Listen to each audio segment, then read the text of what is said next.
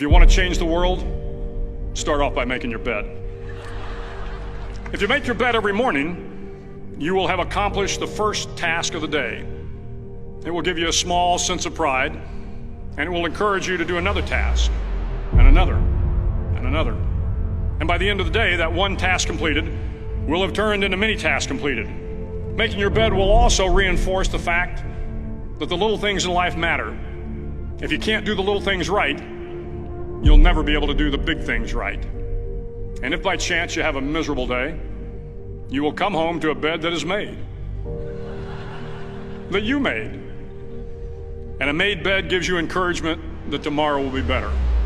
To pass SEAL training, there are a series of long swims that must be completed. One is the night swim. Before the swim, the instructors joyfully brief the students on all the species of sharks that inhabit the waters off San Clemente. They assure you, however, that no student has ever been eaten by a shark, at least not that they can remember. But you are also taught that if a shark begins to circle your position, stand your ground. Do not swim away. Do not act afraid. And if the shark, hungry for a midnight snack, darts towards you, then summons up all your strength and punch him in the snout, and he will turn and swim away. There are a lot of sharks in the world. If you hope to complete the swim, you will have to deal with them. So if you want to change the world, don't back down from the sharks. Over a few weeks of difficult training, my SEAL class, which started with 150 men, was down to just 42. There were now 6 boat crews of 7 men each. I was in the boat with the tall guys, but the best boat crew we had was made up of the little guys, the Munchkin crew, we called them. No one was over 5'5". The Munchkin boat crew had 1 American Indian, 1 African American, 1 Polish American, 1 Greek American, 1 Italian American, and 2 tough kids from the Midwest. They out-paddled, outran, and outswam all the other boat crews. The big men in the other boat crews would always make good-natured fun of the tiny little flippers the Munchkins put on their tiny little feet prior to every swim. But somehow these little guys from every corner of the nation and the world always had the last laugh, swimming faster than everyone and reaching the shore long before the rest of us. SEAL training was a great equalizer. Nothing mattered but your will to succeed, not your color, not your ethnic background, not your education, not your social status. If you want to change the world, measure a person by the size of their heart, not by the size of their flippers. The 9th week of training is referred to as Hell Week.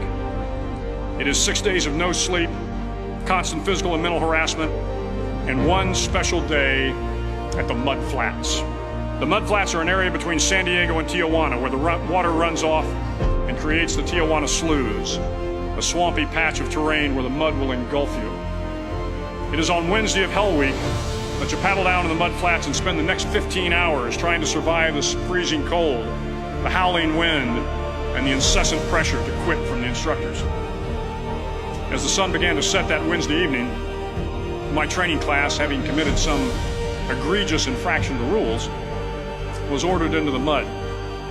The mud consumed each man till there was nothing visible but our heads.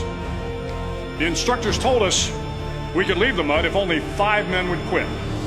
Only 5 men, just 5 men, and we could get out of the oppressive cold.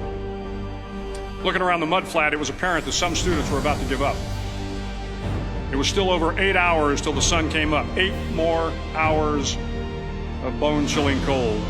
The chattering teeth and the shivering moans of the trainees were so loud, it was hard to hear anything. And then one voice began to echo through the night. One voice raised in song. The song was terribly out of tune, but sung with great enthusiasm. One voice became 2, and 2 became 3, and before long, everyone in the class was singing. The instructors threatened us with more time in the mud if we kept up the singing, but the singing persisted, and somehow the mud seemed a little warmer, and the wind a little tamer, and the dawn not so far away. If I have learned anything in my time traveling the world, it is the power of hope. The power of one person, a Washington, a Lincoln, King, Mandela, and even a young girl from Pakistan, Malala.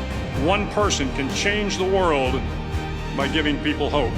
So if you want to change the world, start each day with a task completed.